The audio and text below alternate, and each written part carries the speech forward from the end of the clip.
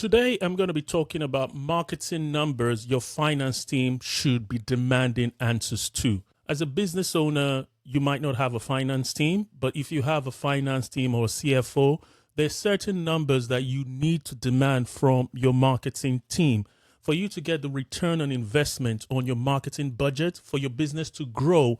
You need to ask for three important numbers. But before you ask for these numbers, there's certain things I want you to understand as a finance director, a CFO, or a business owner.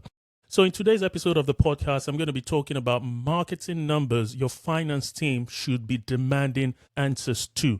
And I'm going to be talking about this in 5 sections. First, I'm going to start with why marketing reports the wrong numbers. A lot of marketing teams will report to the CEO, the CFO, the finance team, and the numbers doesn't make sense to you. Why are your marketing team just giving you fluffy numbers? Most CFO and most finance team are tired of all these numbers because the numbers do not connect to commercial, to profit margin, to the growth projection of the organization. Then I'm going to talk about the solution and then the channel metrics. Most finance team don't have a marketing background, so I'm just going to walk you through some things you should think about when you're hearing about these metrics from your marketing team and how those metrics really should be connecting to your growth and your profit margins. Then I'm going to talk about the 3 numbers that actually matter to you as a finance team, to you as a business owner.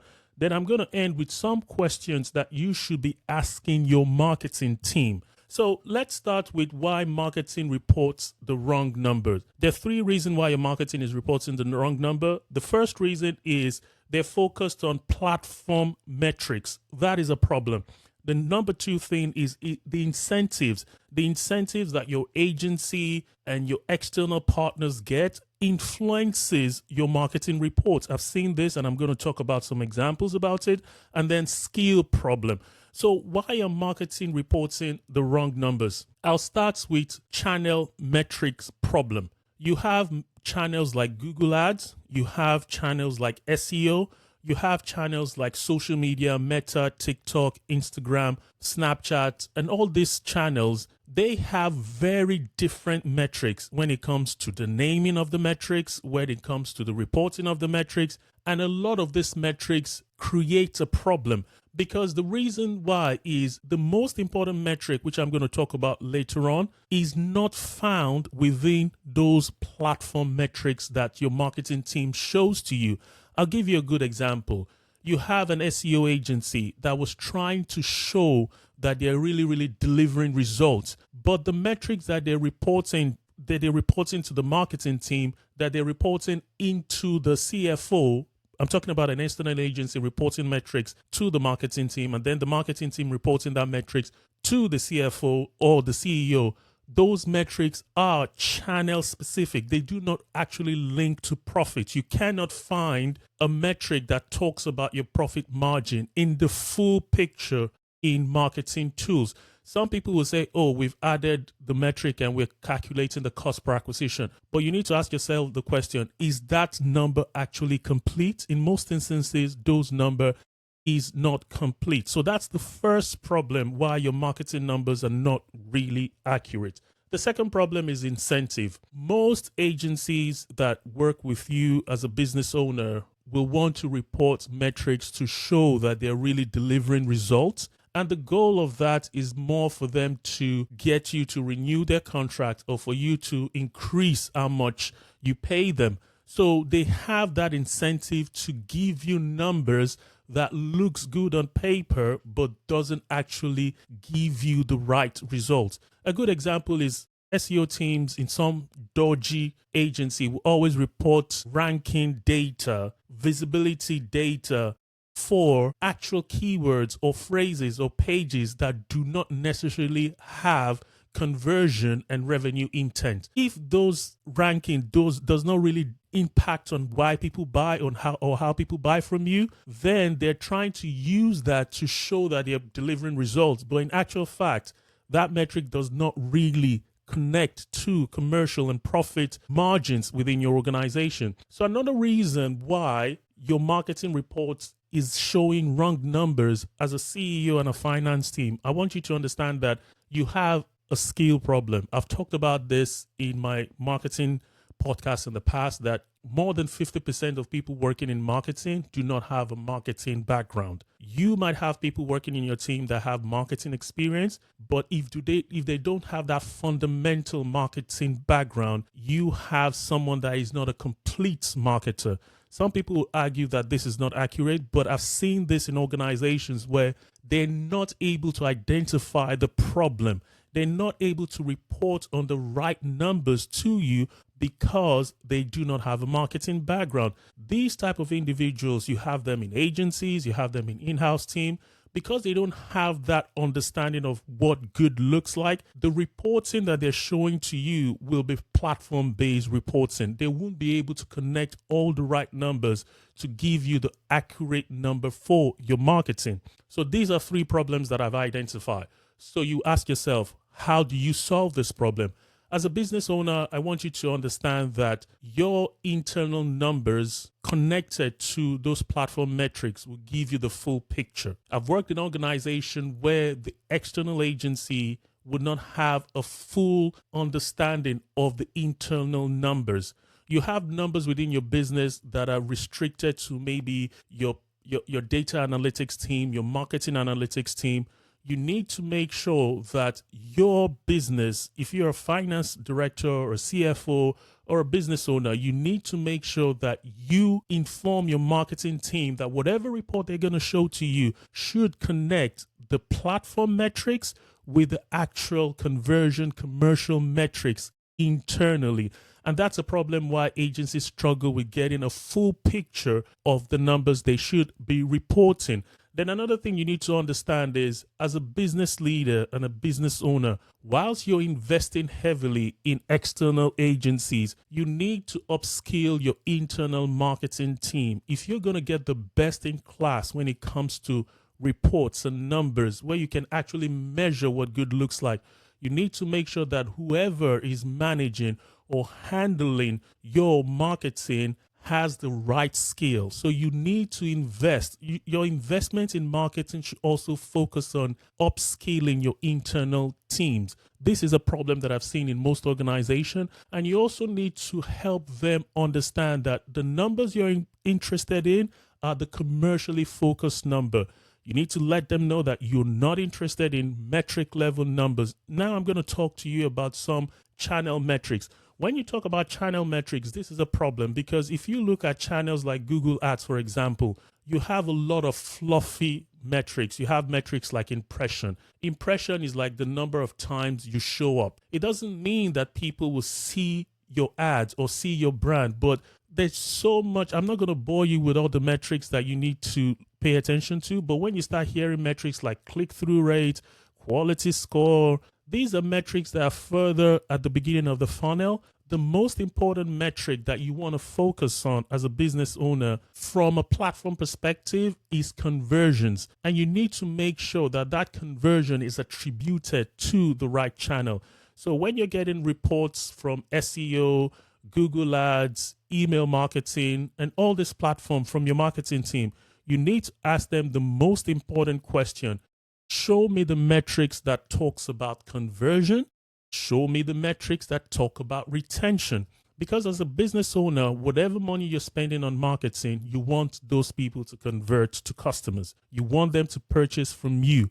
And the most important channel level metric is conversion and retention metrics. So when they come to you with Google Ads, SEO, email marketing, even conversion rate optimization, all these marketing activities and channels, what you want to ask your marketing team is the conversion and the retention metric. Now, let's talk about the big picture metrics, the 3 numbers that you as a finance director, as a CFO and a business owner, the 3 marketing numbers that actually matter that you need to focus on. So the first marketing number that you as a finance director, a CFO, or a business owner should focus on is your customer acquisition cost. Ask your marketing team this question as a business owner or finance director. Specifically, ask your team, are you measuring customer acquisition cost by channel? Ask them for that number. And then you need to ask them that, okay, if you're like a subscription business or whatever business you are that requires repeat purchase, what I mean by this is some businesses, your customer will only buy from you once in a while.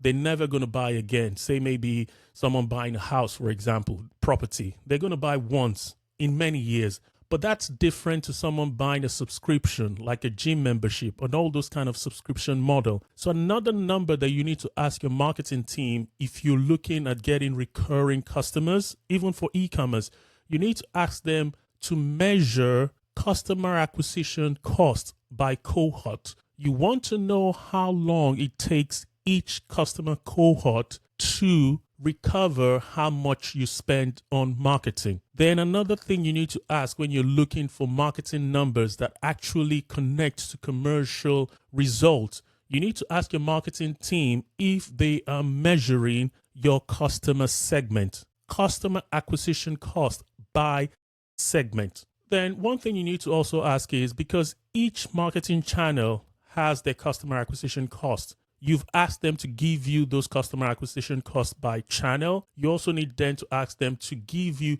a blended customer acquisition cost. That will go a long way. So that's the number one number you need to ask your marketing team.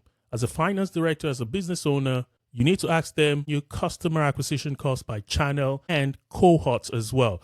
So another thing you need to ask them is the customer lifetime value. How long does it take you to recover how much you spent on marketing for each customer, to recover the exact amount that you spent on them? And then you now look at the profit margin. So you need to look at, okay, are we segmenting our customer lifetime value by channel? That's another question you need to look at. What is the customer lifetime value for organic customers that we acquired, for paid customers that we acquired through Google ads, from customers we acquired through even offline marketing? All those numbers are the numbers that makes your marketing team ignore the noise in channel metrics and focus more on customer retention related metric. So your customer lifetime value is the second marketing number that you need to be asking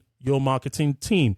I've already mentioned something about how long it takes for you to recover how much you spent on marketing. That is the payback period.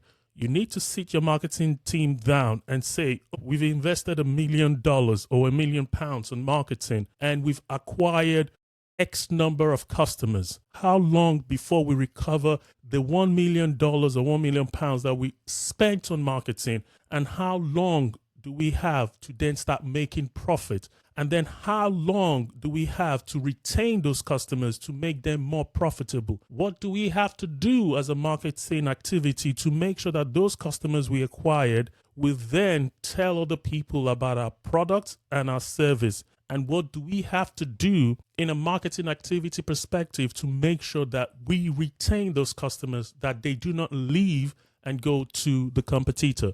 So those are the three numbers that you need to focus on as a finance director, as a CFO, as a business owner. Ask your marketing team for the customer acquisition cost, ask them for the customer lifetime value, and ask them for the payback period. So now let's talk about questions you should be asking your marketing team.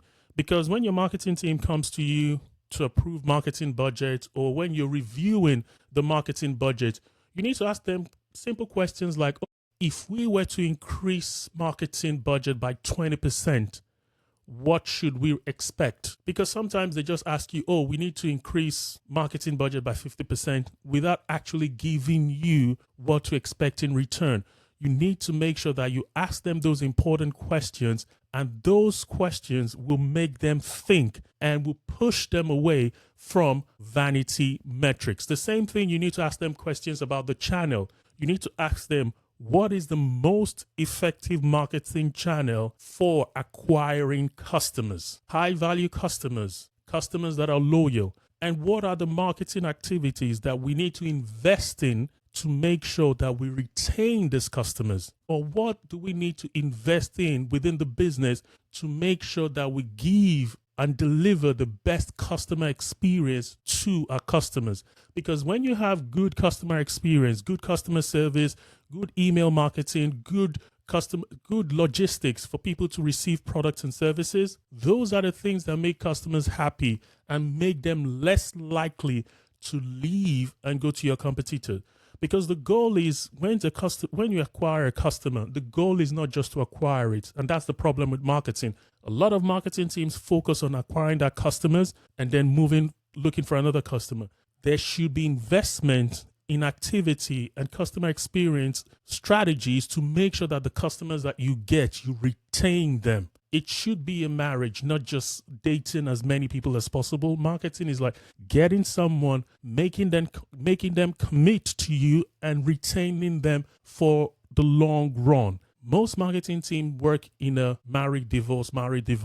That's not sustainable. You need to make sure you get your customer, you marry them, and you keep them committed to that relationship with your organization for a long, long time. That's when you make the most profit, and that's what reduces your customer acquisition cost. My name is Femi Olajiga. I'm a growth marketing consultant. If you need help creating an effective marketing strategy that would increase your revenue, increase your profit, that will look at all your marketing activities and our audit, look at the things that are not working and make important adjustments to increase your customer acquisition, increase your revenue, increase your profit margin at a lower customer acquisition cost. You need to book a free 30-minute session with me, and I'll walk you through an audit to identify the problems you have, the growth problem you have in your marketing, and to increase it. My name is Femi Olajiga again. You can click on the link in the description and the show notes and book a free 30-minute consultation with me for a free marketing audit to improve the effectiveness of your marketing and reduce marketing budget waste. Thank you very much, and I'll see you in the next episode of the podcast. Bye.